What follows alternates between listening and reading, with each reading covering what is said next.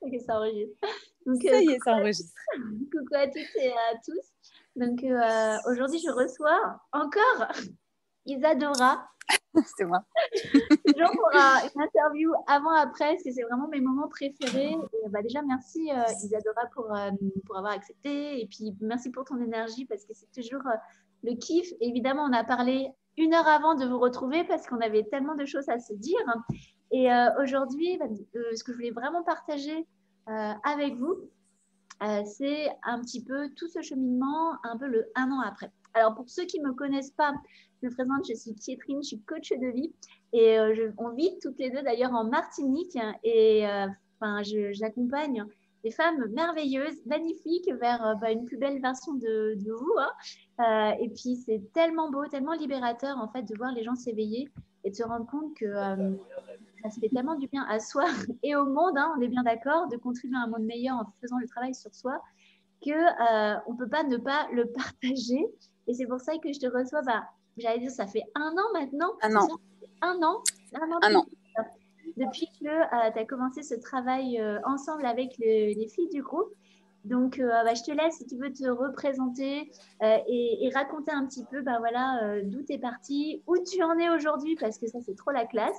Et ce que tu peux partager pour inviter toutes les femmes qui étaient comme ton ancien toi, finalement, à faire le travail sur elles. Ah.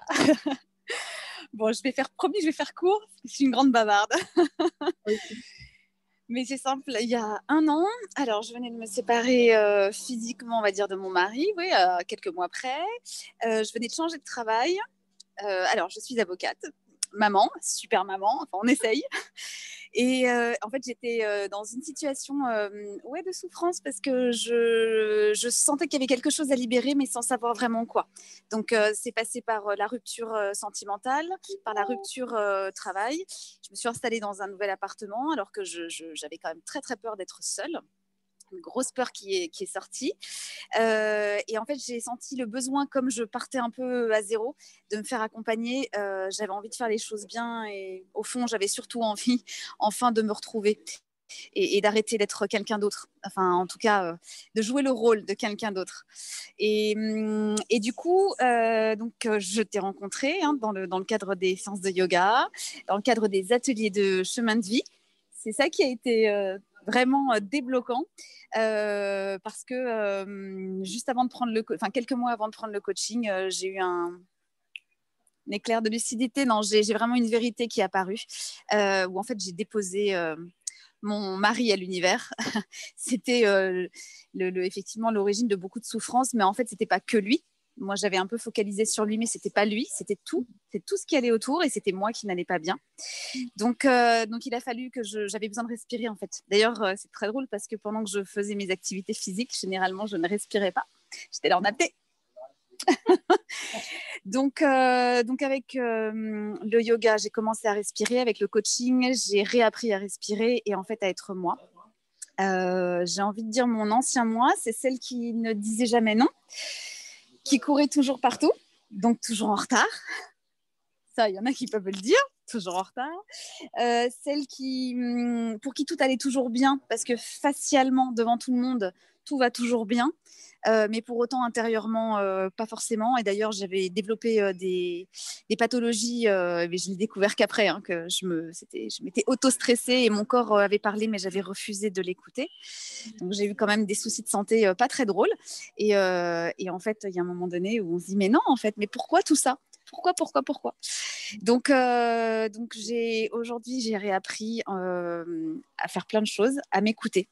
Déjà, à me faire confiance, ce que je n'avais pas, même si ça peut paraître très paradoxal.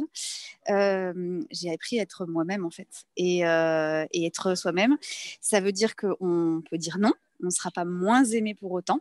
J'avais absolument pas confiance ni conscience de l'amour que je pouvais avoir en moi, mais l'amour que je dois me porter moi. Et en fait, je cherchais cet amour désespérément auprès des autres, notamment auprès de ceux qui m'entouraient. Sauf que ça ne marchait pas.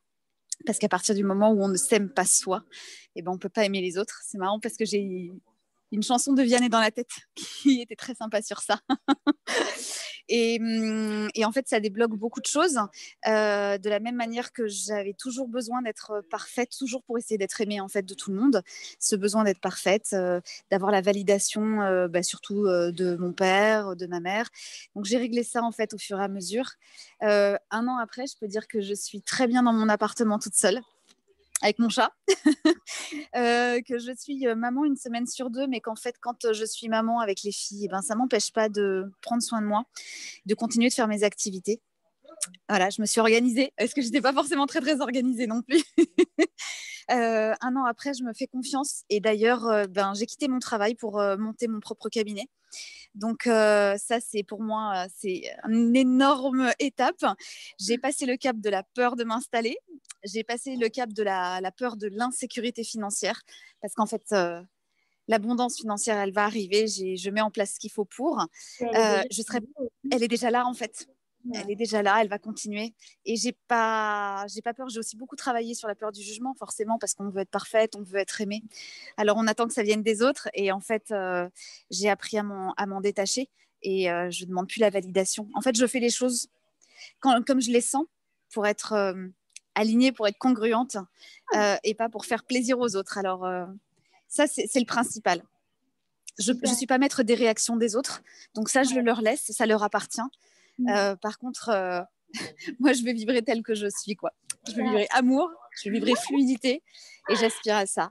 Et comment tu te sens en fait, comment tu te sens du coup? Alors aujourd'hui, je me sens belle.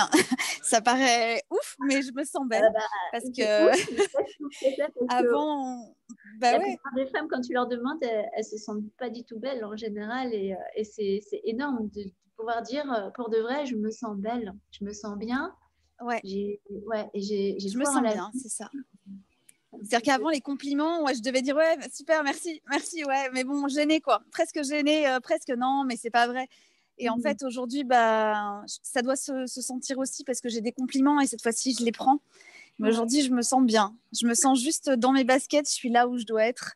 Et en fait, c'est chaque jour. C'est chaque jour que je me lève et je me dis tiens, aujourd'hui, je me sens bien. C'est énorme, hein, c'est énorme. Et oui, et si tu rencontrais une ancienne Isadora, une autre femme qui finalement, qui te rappelle ton ancien moi, qui est maman, célibataire ou en instance de divorce, qui a un petit peu peur de se lancer, qui n'ose pas, qui a besoin de validation, qui est un petit peu dans le schéma de la petite fille, qu'est-ce que tu pourrais lui dire justement, qu'est-ce que tu peux lui dire déjà de faire le travail? Alors déjà, je l'arrête, je lui dis stop, fais une pause, respire et confiance en toi.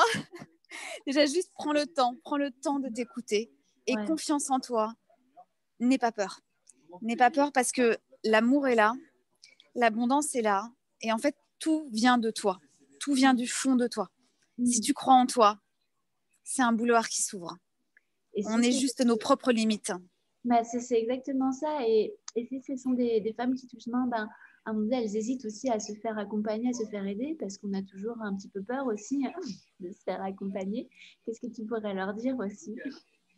Alors en fait, cette peur-là, moi, je l'ai analysée comme étant la peur du jugement. Et puis c'est vrai qu'il y a toujours dans cette société, on dit si on se fait accompagner, c'est qu'on est fou ou qu'on a une pathologie. Enfin, on passe dans une case un peu marginale, donc on a peur de ne pas être aimé des autres. Ouais, c'est vrai. Et en fait, mais là aussi, il faut lâcher parce que à force de garder pour soi, on finit par par pas être bien, c'est bien très inconfortable. On finit aussi par jouer plusieurs rôles, c'est-à-dire qu'on donne pas la même version en fonction de nos amis ou des gens à qui on parle.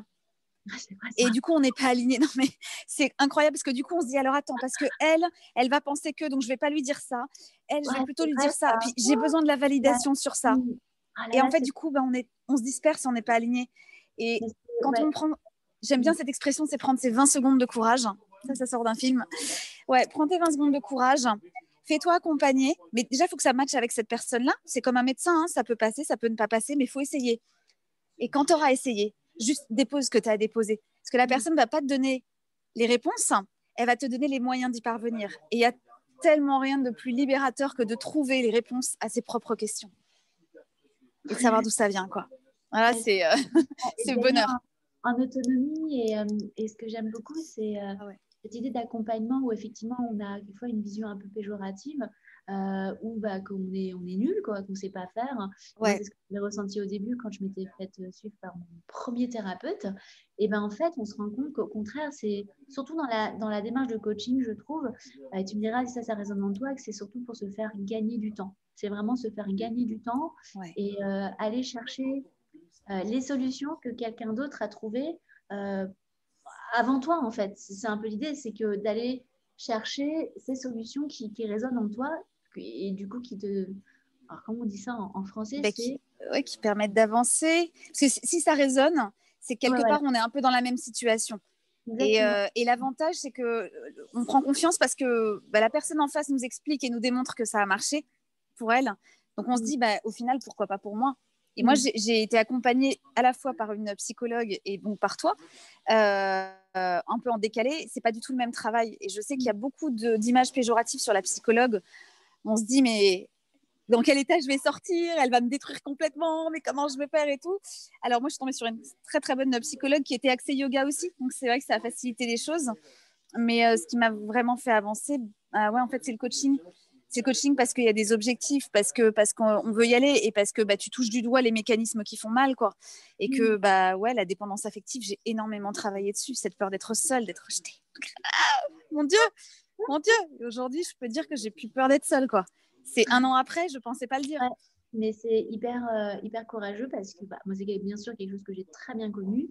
Et surtout, on peut faire toute une vie en faisant semblant d'être quelqu'un d'autre. Ça, on peut faire toute une vie en faisant semblant d'être quelqu'un d'autre. On peut faire toute une vie en restant avec quelqu'un qu'on n'aime pas par peur d'être seul. On peut faire toute une vie en correspondant à ce que les gens attendent de nous, mais pas du tout ce dont on a. Et on peut passer toute une vie à dire oui alors qu'on pense non. Et derrière, ça somatise, on développe des maladies. Mais c'est ça. Plus moins grave. Et derrière, c'est sûr qu'il n'y a pas grand-chose qui se passe. Donc, c'est super d'avoir choisi de faire autrement. Tu peux vraiment te remercier. Moi, je suis tellement fière, Isadora. Je voulais vraiment faire cette deuxième interview.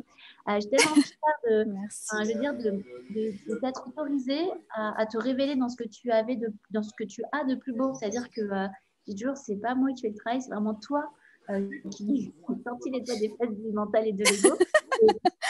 Autorisé à faire autrement parce qu'aujourd'hui tu le ressens vraiment que c'est pas du tout le même ressenti qu'il y a 1 an et moi je suis trop contente. Aujourd'hui je peux dire que je suis moi-même et que si j'ai pas envie je dirais non, voilà. Et que quand je souris je souris bien parce que je suis bien, tout simplement, dans le moment présent. Merci beaucoup, je te fais un gros bisou. Merci. Et on se retrouve tout bientôt. Ouais, avec plaisir.